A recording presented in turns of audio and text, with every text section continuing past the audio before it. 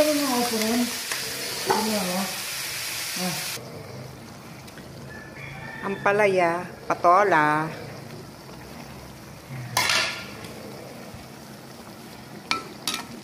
Timplahan ko na yan ng asin.